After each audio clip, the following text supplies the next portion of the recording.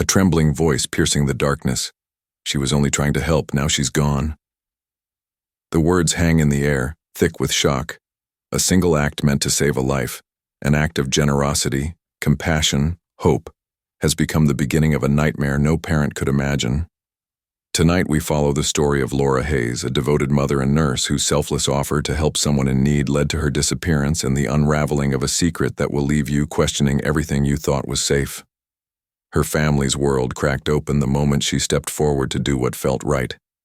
But when detectives finally opened her phone, what they found shocked even the most seasoned investigators. Before we dive deeper, let us know in the comments where you're watching from. We'd love to hear from you. And don't forget to hit that subscribe button so you never miss any of our upcoming videos. Laura Hayes was known across Maplewood, a quiet town in Illinois, as the kind of neighbor you could always count on. A nurse at the local hospital, a mother of 2 teenagers, a volunteer at the church food pantry, she was the definition of reliability. But kindness in this story was not a shield. It became the very reason she vanished. On the surface, Laura's life looked ordinary, almost enviable. Yet in the days before she disappeared, she had been in contact with someone no one could explain. Why did she go to such lengths for a stranger she barely knew? Who was the last person to see her alive? And what secret was buried in the text messages that detectives would later uncover? Each question only pulled investigators and her family deeper into a mystery that defied simple answers. Laura Hayes grew up in the heart of Maplewood, raised by hardworking parents who taught her that the measure of a person's worth was not in what they owned, but in what they gave. She carried that lesson into adulthood, becoming a nurse not for recognition, but because she found purpose in easing the suffering of others. Friends described her as the kind of woman who never turned her back on someone in need, even if it meant staying late at work or giving up her weekends to help a neighbor. Her children, Emily and Jacob, adored her steady presence and warm laughter, though they often wished she would take more time for herself. Laura's husband, Daniel, had grown accustomed to her selflessness, though even he sometimes wondered how much one person could give before something inside them began to crack. No one could have known just how costly her generosity would become. In Maplewood, Laura was more than just a nurse. She was the woman who checked in on elderly neighbors, who organized meal trains for families in crisis, who stayed after church service to stack chairs long after everyone else had gone home. To outsiders, her life looked picture perfect. A steady marriage, a comfortable home, children doing well in school. But beneath the surface there were cracks only a few noticed. Her husband Daniel had been pulling longer hours at work, leaving Laura to shoulder most of the responsibilities at home. Friends confided that she often looked tired, though she brushed it off with a smile. She carried herself with calm assurance, yet there was something in her eyes, an exhaustion that hinted at unspoken struggles. And then came the moment that would set everything in motion. A chance encounter with someone who asked for her help, and she, true to her nature, said yes. Laura's willingness to help others often meant opening her door to people most would ignore. She had been known to drive stranded co-workers home after long night shifts, to lend money she could scarcely afford, and to sit for hours with patients who had no family by their side. It was this reputation for kindness that made her a target for trust. 1 week before her disappearance, neighbors recalled a new face in town, a young woman named Rachel who seemed lost, drifting from house to house asking for odd jobs or a ride into the city. While others avoided her, Laura stopped to listen. She offered food, and later, a ride home. What seemed like a harmless gesture would prove to be the first step into something far more dangerous. Her family could not have imagined that a simple exchange at the edge of town would mark the beginning of their darkest chapter. In the final days before she vanished, Laura's life seemed to follow its usual rhythm. Shifts at the hospital, family dinners, church on Sunday. But if you looked closely, there were subtle changes.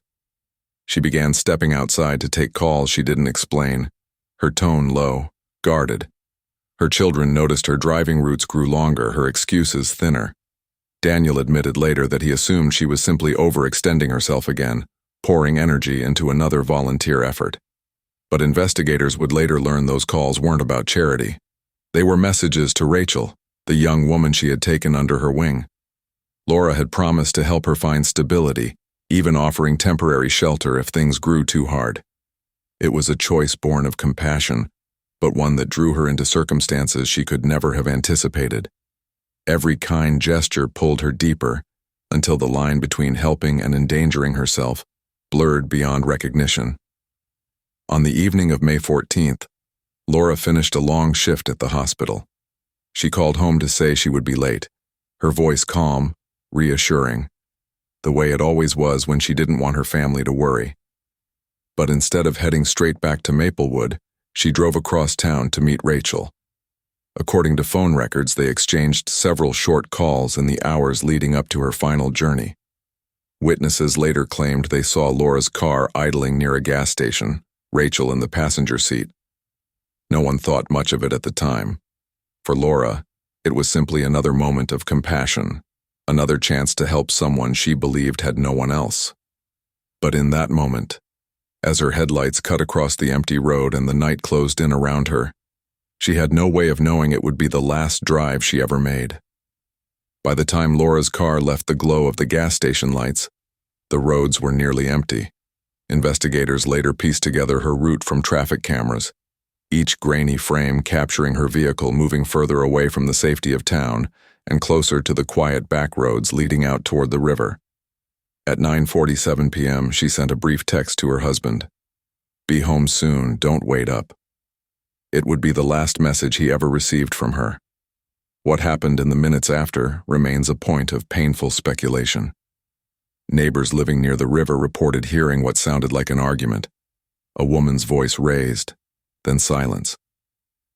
By the time Daniel awoke the next morning to find the bed cold beside him, Laura's car was gone.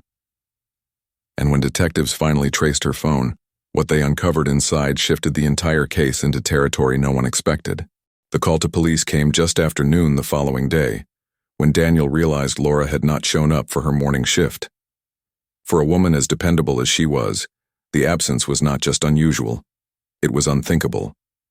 Officers were dispatched, and within hours her family, her co-workers, and eventually the entire town were searching for her. Flyers appeared on storefronts, vigils were planned, and neighbors gathered in hushed conversations, struggling to understand how someone like Laura could simply vanish. Then came the first break. Her car was discovered abandoned on a dirt road outside the county line, the driver's side door ajar, her purse still inside. But the most chilling discovery was her phone. When detectives scrolled through her final messages, they realized Laura had been meeting with Rachel more often than anyone knew. And one unanswered text, sent just minutes before she disappeared, froze investigators in their tracks. The phone showed a string of short exchanges between Laura and Rachel, casual at first, arranging rides and small errands. But the final entry was different. At 9:51 p.m., just 4 minutes after Laura's last text to Daniel, a message came through that no one in her family had ever seen before. It read simply, "Don't tell anyone, just come." Investigators could not determine whether it was Laura who wrote it or someone else holding her phone, but the timestamp matched the window in which she was last seen. That chilling line suggested she had been drawn somewhere willingly, perhaps under pressure, perhaps in fear. Detectives later admitted that the message haunted them because it was both a clue and a warning, and it left everyone asking the same question: who was on the other end of that text, and what really happened after Laura Hayes drove into the night? The disappearance of Laura Hayes spread through Maplewood with the force of a storm. Within 24 hours, her photograph was on every news channel, her smile frozen on posters taped to storefront windows, her name repeated in urgent voices on radio broadcasts. The search parties grew by the hour.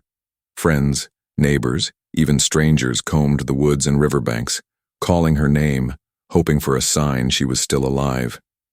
Detectives retraced her last known steps, piecing together the night through surveillance cameras, witness statements, and phone records. Each new clue seemed to offer hope, only to unravel into uncertainty. The abandoned car, the open door, the mysterious text, every detail deepened the unease. Yet in all their searching, One name surfaced again and again: Rachel. She had vanished as well, leaving behind no address, no family, and no explanation. For investigators, the line between victim and suspect suddenly blurred in unsettling ways. Detectives began with the people closest to Laura. Her husband, Daniel, was brought in first. He appeared exhausted, his voice cracking as he repeated the timeline of her last night, insisting he had been home asleep when she disappeared. Though grief was evident, investigators pressed hard, aware that in most missing person cases, it is the spouse who falls under suspicion first. But Daniel's phone records and co-workers confirmed his alibi. Attention then turned to Rachel, the drifter who had seemingly slipped into Laura's life without warning. Police searched for her across state lines, tracing fragments of her history through shelters and temporary jobs, but each lead collapsed into dead ends. Meanwhile, the community's fear grew sharper. Parents held their children closer, doors were locked earlier, and whispers of abduction, betrayal, and hidden enemies spread through Maplewood like wildfire. What had begun as a single act of kindness was unraveling into a widening circle of doubt. As the days passed, every new detail seemed to raise more questions than answers. A truck driver claimed to have seen Laura's car pulled over near the county line, with two figures standing beside it, but the description was too vague to confirm. A neighbor swore they heard shouting near the Hayes home on the night she vanished, but no evidence supported it. Detectives even considered whether Laura had left by choice, overwhelmed by the pressures of her life, but her friends rejected the idea outright. Laura would never abandon her children. News crews descended on Maplewood, turning the quiet town into a spectacle. The pressure mounted on police, each press conference filled with frustrated reporters demanding answers. And all the while, Rachel remained missing, her absence casting a shadow over every theory. Was she a victim who disappeared alongside Laura, or the architect of a plan too dark to imagine? 2 weeks into the search, investigators received what appeared to be their first real breakthrough. A credit card in Laura's name had been used at a convenience store 50 miles away. Surveillance footage showed a woman in a hoodie making the purchase, her face obscured, but the build and mannerisms sparked immediate debate. Was it Laura herself, alive and on the run, or was someone else using her identity to send investigators in the wrong direction? When detectives slowed the footage frame by frame, they noticed another detail: the shadow of a second person waiting just outside the door. Though the images were too grainy to identify, speculation erupted. Some insisted it was Rachel, others argued it was Daniel, and still others believed it was a stranger entirely. What the footage made clear, however, was that Laura's disappearance was not random. It was connected to someone who knew her well, and possibly too well. The convenience store lead pushed detectives to widen their search, and within days, they uncovered something far more revealing. Laura's phone, recovered from her abandoned car, had been sent to a digital forensics lab. What investigators found hidden in its encrypted messages altered the course of the case entirely. Among the routine conversations with family and co-workers was a separate thread: dozens of private exchanges with Rachel. In them, Rachel painted a picture of desperation, claiming she was running from someone dangerous, pleading with Laura not to tell anyone of their meetings. But buried near the end was a message Laura had never opened. It read, "If you don't come tonight, they'll hurt me. You're the only one I can trust." For detectives, it was the missing puzzle piece. Laura had not simply wandered into trouble. She had been drawn into it, deliberately, through the one trait that defined her most: her compassion. The messages forced investigators to rethink everything they believed about Laura's disappearance. At first, Rachel had been considered a peripheral figure, a troubled young woman caught in unfortunate timing. Now she was central to the case. Detectives traced her last known movements, uncovering that she had stayed briefly at a motel off the interstate just 3 nights before Laura vanished. The motel clerk recalled her checking in with a man much older, someone who seemed impatient, almost controlling. Security footage confirmed it: a tall figure in a dark jacket standing behind Rachel as she signed her name. The man's face was never captured, but his presence changed the trajectory of the investigation. If Laura had agreed to meet Rachel that night, was she also stepping into the orbit of this unknown figure? And if so, had her kindness been exploited as part of a plan far more dangerous than anyone first imagined? Detectives pursued the lead at the motel with urgency, combing through guest records, receipts, and witness statements. The man seen with Rachel had paid in cash, leaving behind almost no trace of his identity. But what he did leave was a partial fingerprint on the motel's check-in desk, smudged but still legible enough for analysis. Weeks later, the lab confirmed a match. The print belonged to a man named Victor Kane, a drifter with a history of fraud and a string of assault charges scattered across 3 states. Suddenly, the pieces began to align. Rachel was no longer simply a vulnerable young woman depending on Laura's goodwill. She had ties to someone with a violent past. This revelation stunned the Hayes family and split public opinion.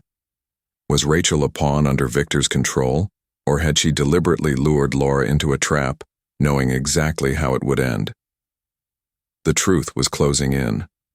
When investigators dug deeper into Victor Kane's past, they uncovered something chilling. This was not the first time a woman had vanished in his orbit. Years earlier, in another small town 2 states away, a young mother had gone missing under nearly identical circumstances. Her car was found abandoned, her belongings left inside, her last known companion a woman who fit Rachel's description. That case had gone cold, with no arrests and no body ever recovered. Now, with Laura's disappearance echoing the same patterns, detectives saw the possibility of a calculated partnership. Perhaps Rachel was not only a victim, but an accomplice, bound to Victor by loyalty, fear, or something more. For the first time, police began to speak publicly about the case not as a missing person investigation, but as a likely abduction. And with that revelation came a terrifying question. Was Laura Hayes still alive, or had they already run out of time? 6 weeks after Laura Hayes vanished, the investigation reached a breaking point. Acting on a tip, detectives searched an abandoned farmhouse 30 miles outside Maplewood. Inside, they found evidence that tied both Rachel and Victor to the property: discarded clothing, receipts, and traces of Laura's DNA. But what stunned investigators most was a journal tucked beneath the floorboards. Written in Rachel's handwriting, it painted a harrowing picture of her life under Victor's control: threats, manipulation, and a pattern of drawing in unsuspecting women to gain their trust before isolating them. The final entries, however, were the most haunting. Rachel described Laura as the only one who treated me like family. And then, abruptly, the writing stopped. No confession, no explanation, just silence. For detectives, it was proof of Laura's compassion, but also the cruel reality that her kindness had been used against her in a way no one could have foreseen. The farmhouse discovery reignited the search with new urgency. Detectives scoured the surrounding fields and woodlands, convinced Laura's fate was hidden close by. Then, after days of combing through miles of rough terrain, they found what they had been dreading: a shallow grave, marked only by disturbed soil and scattered branches. Inside were Laura's remains, identified through dental records and personal belongings. The news devastated the community that had prayed for her safe return. At the memorial, Daniel stood before hundreds, his voice shaking as he thanked the town for their support, even as grief nearly swallowed him whole. Yet for investigators, the case was far from closed. Rachel was still missing, her role uncertain. Was she another victim who had fled in fear, or had she helped orchestrate the nightmare that ended in Laura's death? The answer to that question would define how justice could ever be served. In the weeks that followed the discovery, law enforcement scoured every lead to track down Rachel and Victor Kane. Victor's name resurfaced briefly in a neighboring state, but by the time authorities arrived, he had vanished once more. Rachel's fate remained more complicated. Some believed she was still alive, moving from place to place in fear of Victor's control. Others argued she had been complicit all along, using Laura's kindness to bait her into danger. Without her testimony, the truth remained just out of reach. For the Hayes family, that uncertainty was its own form of torment. They had answers, but no closure. At Laura's final memorial service, her daughter Emily stood before the crowd and said softly, "She only wanted to help." Those words lingered in the air long after the ceremony ended, a reminder of how compassion, Laura's defining quality, had led to a tragedy no one could have imagined. Laura Hayes' story leaves us with haunting questions that may never be fully answered. Was Rachel a terrified young woman trapped in Victor Kane's grasp? Or was she his willing partner, drawing Laura into danger with full knowledge of what was to come? Could Laura's death have been prevented? Or was her compassion always destined to be used against her? These are the questions that linger long after the headlines fade. Questions that strike at the heart of every parent's worst fear. How one small act of kindness can change everything forever. What do you think really happened that night on the back roads outside Maplewood? Before we dive deeper, let us know in the comments where you're watching from. We'd love to hear from you. And don't forget to hit that subscribe button so you never miss any of our upcoming videos.